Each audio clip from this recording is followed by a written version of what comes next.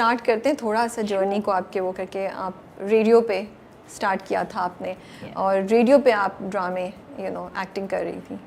اس کو پتہ نہیں کیا ورڈ بولیں گے, مجھے پتہ نہیں ہے کہ کیا کہنا چاہیے. ایکٹنگ تو ریڈیو پہ نہیں ہو رہی ہوگی, یا وائس ایکٹنگ ہوگی. صداکاری. تو صداکاری میں نے نیا سیکھا. اس میں یہ تھا ایکچولی کہ جب میں کالج میں تھی نا, تو بیگم خورشید مرزا جی آئی کون جو ہماری آرٹسٹ تھیں, وہ ہماری انگلش کی پروفیسر تھی. اوہ اچھا. تو وہ کیا کرتی تھیں کہ 8-10 دن پڑھایا, پھر ایک دن کہتی تھیں آج بچیوں سے گپ شپ ہوگی.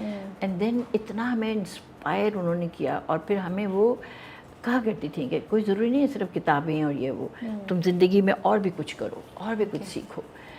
انہوں نے میں نے ایک دفعہ سب سے پوچھتی تھی, تو میں نے کہا کہ جی میں لکھتی ہوں, اینڈ آئی ڈو رائٹ. تو میں نے ان کو اپنا افسانہ سنایا, وہ پھر ہم کو ریڈیو لے گئیں. ریڈیو پہ جو ہے وہ زاہد نقوی صاحب تھے, انہوں نے اسی وقت کہا کہ آپ کی آواز جو ہے وہ ہم ڈرامے کے لیے یوز کریں گے. انارکلی ڈرامہ تھا, اس میں مجھے انارکلی کا کیریکٹر دیا گیا, جو کہ میں نے بہت برا کیا, کیونکہ وہاں پہ بھی یوں ہاتھ رکھ کے بولنا ہم کو تو نہیں آتا تھا, اور وہاں پہ آپ نے مائک سے کتنا آپ کا وہ سب, یہ ہم کو تو نہیں آتا تھا, ہم تو کالج میں پڑھ رہے تھے اس وقت. But that was the beginning of it, you know. اور اس کے بعد پھر یہ کہ شادی کے بعد البتہ ریڈیو بھی اور ٹیلی ویژن بھی. تو آپ کے فادر کو اس پہ اعتراض نہیں تھا کہ آپ ریڈیو پہ کر رہی ہیں صداکاری؟ میرے فادر کو پتہ نہیں تھا. My father تو سنی کسی نے بتایا بھی نہیں؟ My father was a Pathan. My father was a فوجی. اوکے. لیکن وہ اس وقت کے فوجی ہیں, and I am very proud of ہم. ماشاء تو ان کے سامنے تو سوال ہی پیدا نہیں ہوتا تھا بات کرنے کا بالکل. میری امی جو تھیں وہ بہت زیادہ ہم لوگوں کے لیے وہ کیا کرتی تھیں. تو بیگم خورشید مرزا جو تھیں وہ میری امی کے پاس گئیں. اچھا. انہوں نے کہا میں بچیوں کے ساتھ ہوں گی, آپ کیوں فکر کرتی ہیں؟ تو ریڈیو کہاں سنتے تھے وہاں پہ, ہمارے ابا وغیرہ یا فوجی آفیسرز وغیرہ کہاں سنتے تھے, you know. So he never came to know کہ ان کی بیٹی کیا کرتوت کرتی پھر رہی ہے. اوکے. تو آپ کے ہسبینڈ کو پتا تھا؟ نہیں, اس میں شادی نہیں ہوئی تھی. نہیں, جب شادی ہوئی تب ان کو پتا تھا کہ آپ ریڈیو پہ کر رہی ہیں یا کرتی رہتی؟ بالکل بالکل, انہیں معلوم تھا. ان کو میں نے بتایا تھا کہ میں ریڈیو بھی کرتی ہوں, کیونکہ ریڈیو کا یہاں کراچی میں جب میں آئی ہوں تو پھر مجھے شوق ہوا پھر سے. شادی کے بعد اب کراچی موو کر گئی؟ ہاں کراچی موو کر گئے. تو پھر یہی شوق ہوا کہ میں ریڈیو کر لوں. انہوں نے کہا ضرور کر لو.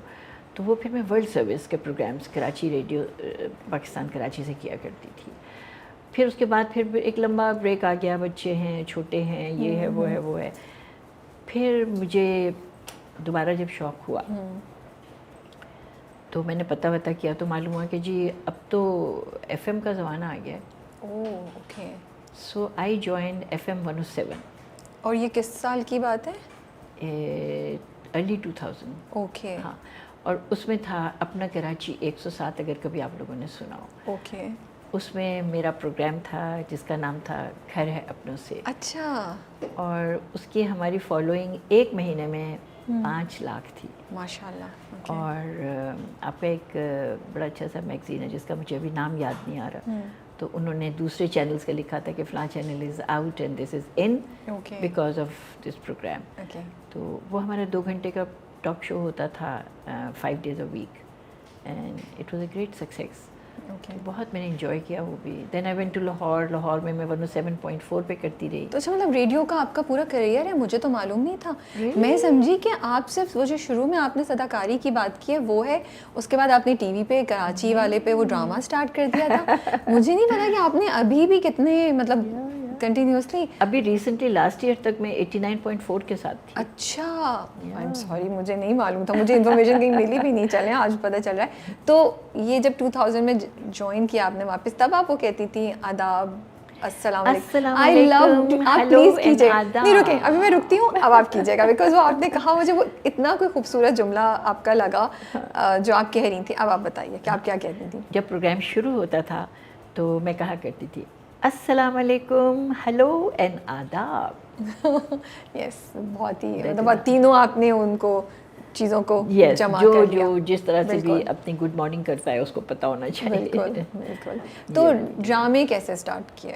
وہ آپ آڈیشن دینے گئی تھی اپنی نند کے ساتھ؟ Oh that was such a wonderful experience. Agha Nasir صاحب جی, انہوں نے ہمارا آڈیشن دیا تھا, اور ایک دن ہم نے اخبار میں اتنا بڑا اشتہار دیکھا کہ اچھے گھروں کے پڑھے لکھے لڑکے لڑکیاں, تو میری نند اور میں ہم بالکل ایک ایج گروپ کے, بالکل ایک, اور اس کی 3-4 فرینڈز اور میں گاڑی چونکہ چلاتی تھی تو ہم سب TV, Karachi TV پہنچ گئے. پھر آغا ناصر صاحب نے ہمارا آڈیشن لیا, تو ہم سب 5-6-7 جتنے بھی تھے ان میں سے انہوں نے مجھے اور میری نند کو چوز کیا خالی. لیکن میری نند جو ہے نا وہ تیز بہت بولتی ہیں, تو انہوں نے کہا کہ اپنی اسپیڈ کو ٹھیک کر کے پھر آئیے ہمارے پاس. تو میں نے جب وہ آڈیشن دیا اس کے کوئی 10 یا 12 دن کے بعد ہی عشرت انصاری صاحب, اللہ انہیں جنت دے, ان کا فون آیا میرے پاس. انہوں نے کہا کہ ہم اپنا پہلا ہمارا کراچی سینٹر کا فل لینتھ کا 45 منٹس کا یا 1 گھنٹے کا پلے ہو رہا ہے, تو we would like to cast you for that. I was so excited. میں نے اپنے میاں سے کہا, میں نے کہا اجازت کیسے لیں گھر سے, ساس سسر تو نہیں دیں گے اجازت. تو انہوں نے کہا ہم کچھ سوچتے ہیں. تو وہ بھی ٹینس کھیلتے تھے اور میں بھی ان کے ساتھ جایا کرتی تھی. تو میری کٹ وٹ دونوں ہم چڑھا کے ٹینس کی, اپنے ہاتھ میں ریکٹس پکڑے کہ جی ہم ٹینس کھیلنے جا رہے ہیں. اچھا. اور پہنچ جاتے تھے ٹیلی ویژن, اور وہاں پہ ریہرسلز ہوتی تھیں اور سب ہوتا تھا. یو نو اس وقت کے ڈرامے کیوں اچھے ہوتے تھے. ہم لوگ کو پہلے دن جو ہے نا وہ کہتے تھے گو تھرو دا اسکرپٹ, اگلے دن کہتے تھے اب آپ بتائیں کہاں آپ پاز دیں گے, کہاں آپ اسٹریس دیں گے, اس میں تھوڑے جذبات ڈالیے اور یہ وہ کر کے نا اس طرح ہوتا تھا. پھر ہم لوگ کی لابی تھی, اس لابی میں وہ چاک سے پورا مارک کرتے تھے, سیٹ بناتے تھے, یہ کھڑکی ہے, یہ دروازہ ہے, یہ پلنگ ہے, یہ کرسی ہے, and all that. وہ کر کے پھر ہم کو ہماری مووز بتائی جاتی تھیں اور بتایا جاتا تھا یہ کیمرہ یہاں ہوگا, یہاں.